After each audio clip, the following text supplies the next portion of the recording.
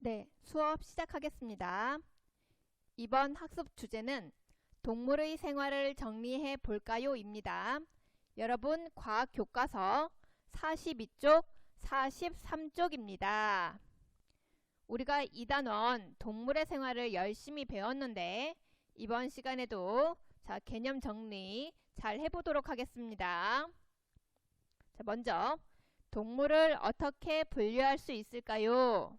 에 대해서 배웠는데, 예를 들면 분류 기준을 날개가 있는가로 세웠을 때 그렇다에 해당하는 동물, 꿀벌, 참새, 그렇지 않다에 해당하는 동물, 개구리, 토끼, 이렇게 동물의 특징에 따라 기준을 세워 분류를 할 수 있습니다.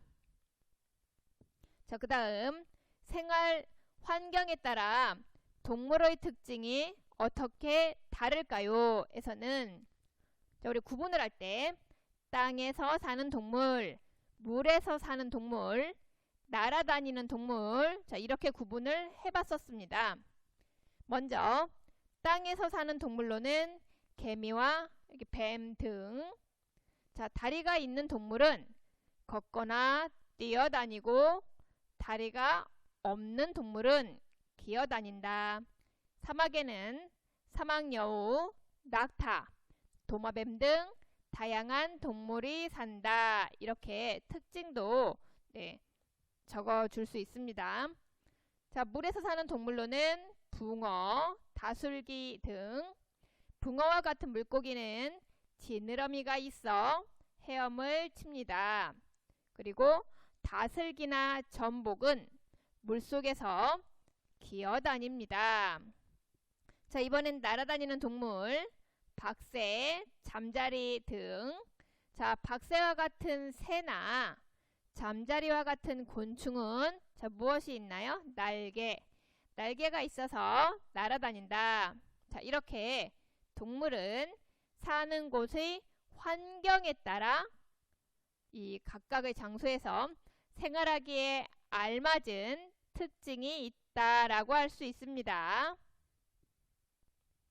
그 다음 우리 생활에서 동물의 특징을 활용한 예는 어떤 것이 있을까요? 라고 했을 때 옆에 문어 보이죠? 문어, 빨판의 특징을 활용한 칫솔거리. 요런 칫솔거리 잘 안 떨어지겠죠? 그 다음에 수리말의 특징을 활용한 집게차. 여기 수리의 여기 발 모양을 잘 살펴봐 주세요. 이 특징을 활용한 집게차입니다. 칫솔거리, 집게차처럼 동물의 특징을 활용하여 만든 것이 많다는 것을 알 수가 있습니다. 우리 학습한 것 좀 더 자세히 알아보도록 할게요. 동물의 생활에 대한 개념 정리.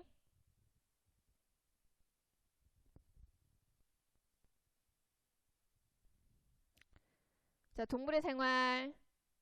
먼저 동물을 어떻게 분류할 수 있을까요? 분류 기준 꿀벌, 참새, 개구리, 토끼가 있는데 기준을 날개가 있는가로 세워봤어요. 그러면 꿀벌과 참새는 날개가 있죠? 그렇다에 들어가주면 좋고, 이제 개구리와 토끼는 날개가 없어요. 그러면 그렇지 않다에 이렇게 분류를 해주어야 합니다. 동물의 특징에 따라 무엇을 세웁니까? 우리 분류 기준. 이 분류 기준을 세워 분류할 수 있습니다. 이번엔 생활 환경에 따라 동물의 특징이 어떻게 다른지 알아보겠습니다. 먼저 땅에서 사는 동물. 지금 개미 사진 보이죠? 옆에는 뱀 사진이 있어요. 다리가 있는 동물은 이 다리로 걷거나 뛰어다니고, 옆에 뱀은 다리가 없죠? 다리가 없는 동물은 기어다닌다. 그리고 사막에는 사막여우, 낙타, 도마뱀 등 다양한 동물이 산다. 자, 이번엔 물에서 사는 동물 봅니다. 여기는 붕어, 그리고 다슬기. 자, 붕어와 같은 물고기는 지느러미가 있어 헤엄을 친다. 여기 지느러미 잘 보이죠? 그다음 다슬기나 전복은 이 물속에서 기어다닐 수가 있습니다. 그 다음은 날아다니는 동물 박새, 그리고 잠자리. 박새와 같은 새나 잠자리와 같은 곤충은 자, 날개가 있어서 날아다닙니다. 자, 동물이 사는 곳에 이러한 환경에 따라 각각 생활하기에 알맞은 특징이 있습니다. 이번엔 우리 생활에서 동물의 특징을 활용한 예는 어떤 것들이 있는지 같이 알아보겠습니다. 여기 문어 빨판 잘 보이죠? 문어 빨판의 특징을 활용한 칫솔거리. 여기 딱 붙어가지고 잘 떨어지지 않을 것 같습니다. 이번엔 수리발의 특징을 활용한 집게차. 자, 이 집게차의 이 모습이 바로 이 수리발의 이 모습을 그대로 갖다가 활용해서 만든 것입니다. 칫솔거리 집게차처럼 동물의 특징을 활용해 만든 것이 많이 있다는 것을 알 수 있습니다.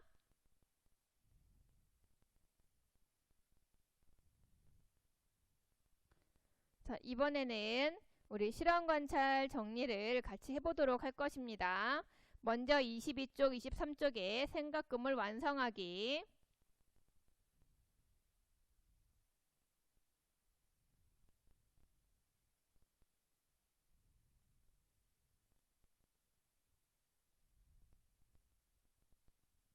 자, 2단원 동물의 생활. 먼저 동물의 분류. 자, 우리 앞에서도 과학책 42쪽, 43쪽 정리했었지만 여기 실험 관찰에서 또 다시 한번 정리합니다. 자, 분류 기준을 날개가 있는가로 세웠어요. 우리 날개가 있는 꿀벌과 참새는 그렇다에 여기 들어가야 되겠고, 날개가 없는 개구리와 토끼는 그렇지 않다로 이렇게 분류를 해야겠습니다. 자, 그 다음은 생활 환경에 따른 동물의 특징. 먼저 땅에서 사는 동물. 저 우리가 익숙하게 볼 수 있는 개미, 그리고 옆에는 뱀. 자, 다리가 있는 동물은 걷거나 뛰어다니고, 다리가 없는 동물은 이 뱀은 기어다니겠죠. 사막에는 사막여우, 낙타, 도마뱀 등 다양한 동물이 산다. 이제 이 사막이라는 특수한 환경에 또 적합한 동물들이 살고 있습니다. 그 다음 물에서 사는 동물. 붕어, 그리고 다슬기. 지금 모습이 보이는데 붕어와 같은 물고기, 자, 지느러미가 있습니다. 그래서 자, 여기 헤엄을 치기에 적합합니다. 그 다음에 다슬기나 전복, 물속에서 기어다닙니다. 여기는 이제 각각 배발로 기어다닐 수 있습니다. 그 다음 날아다니는 동물, 박새, 잠자리, 박새와 같은 새, 그리고 잠자리와 같은 곤충, 날개가 있어요. 이러한 것 등은 그래서 날아다닌다. 이번엔 동물의 특징을 활용한 예. 자, 문어 빨판의 특징을 활용한 칫솔거리. 이렇게 딱 부착을 잘 해놓으면 되겠죠? 그리고 이 칫솔거리 떨어지지 않고 잘 붙어 있을 수가 있습니다. 그 다음에 수리발의 특징을 활용한 집게차. 이제 물건을 꽉 잡고 이동시키는데 좋을 것 같습니다.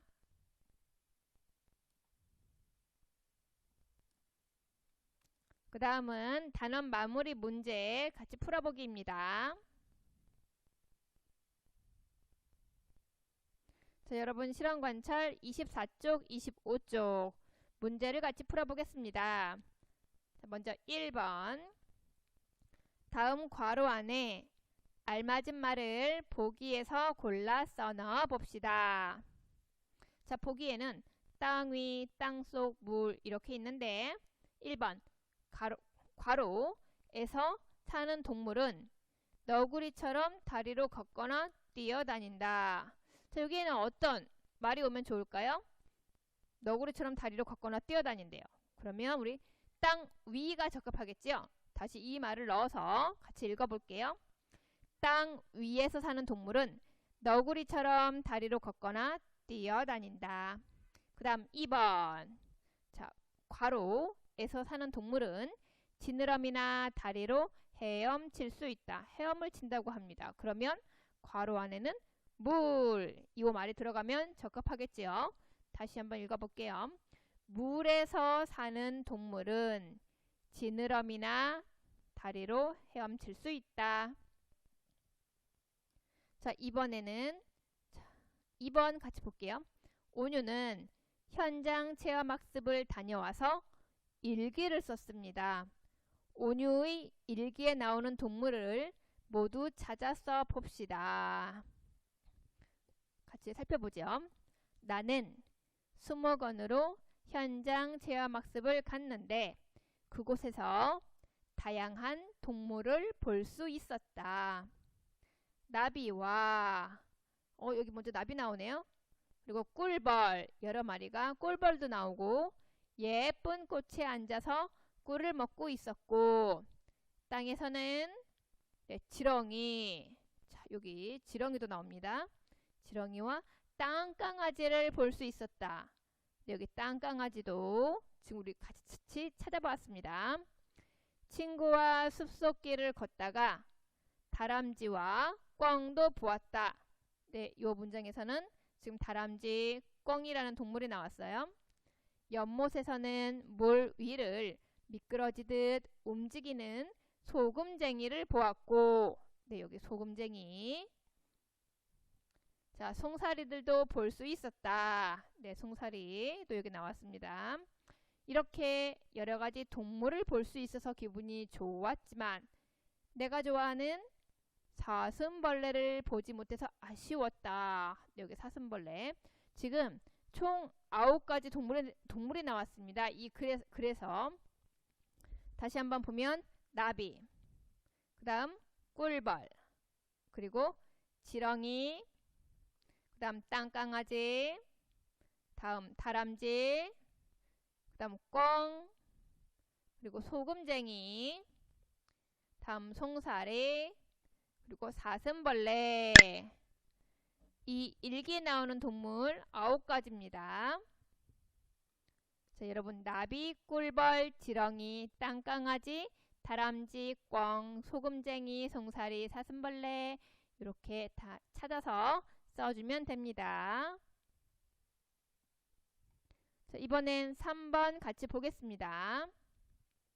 분류 기준에 따라 이번 일기에 나오는 동물을 분류를 해보재. 우리가 앞에서 동물 지금 9가지를 다 찾아봤는데 자, 여기서는 분류 기준을 다리가 있는가로 기준을 세워봤어요. 그랬더니 우리 다리가 있는 나비, 꿀벌, 땅강아지, 다람쥐, 꿩, 소금쟁이, 사슴벌레는 그렇다에 들어가야 합니다. 그렇다로 분류. 그 다음 지렁이와 송사리는 다리가 없지요? 그렇지 않다 항목으로 이렇게 분류를 해주면 됩니다.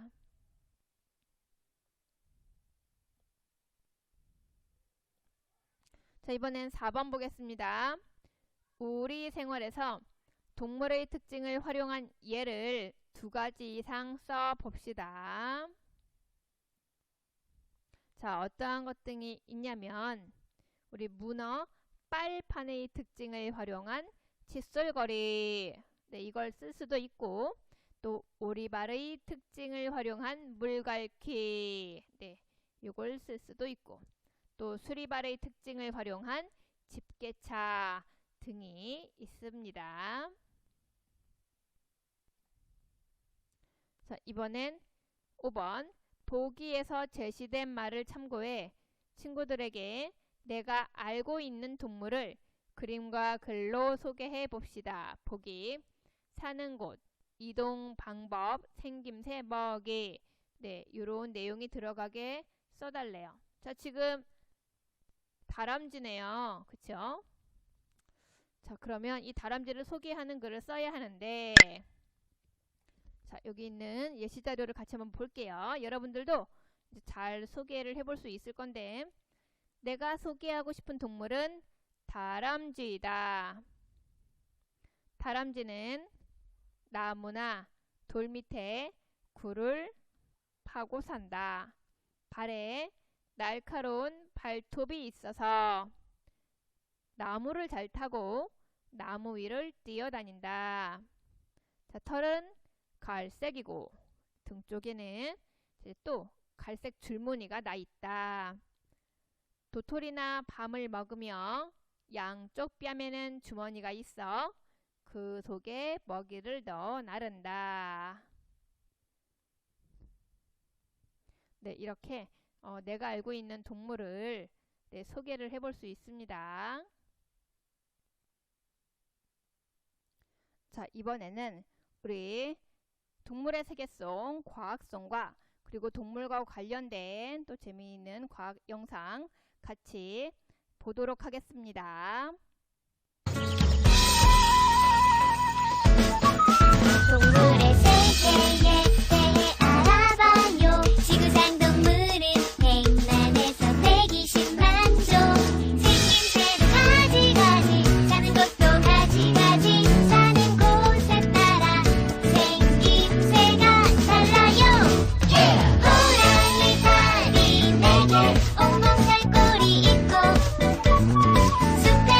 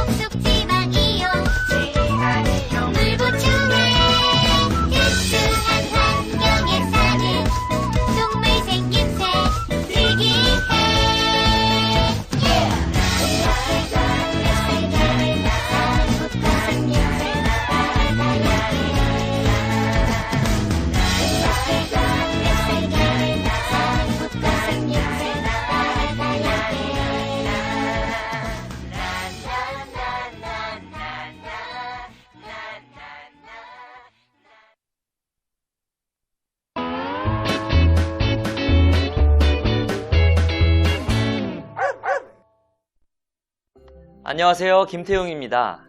여러분 혹시 뽀로로를 아시나요?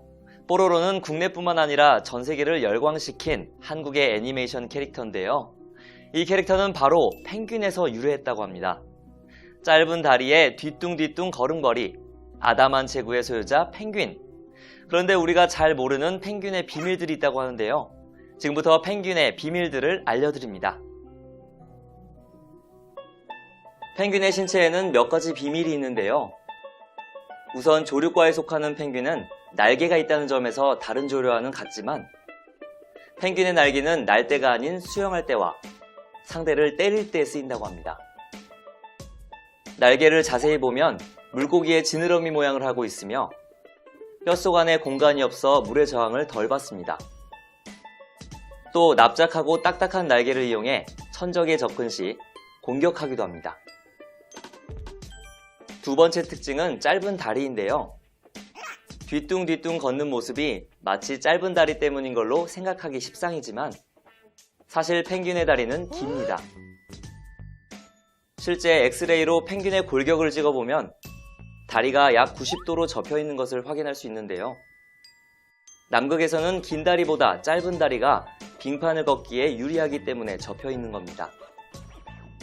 접힌 다리를 쭉 펴면 신장의 절반을 차지한다고 하니 펭귄은 사실 롱다리인 게 맞겠죠? 펭귄은 주로 남극에서 볼 수 있는 동물이죠.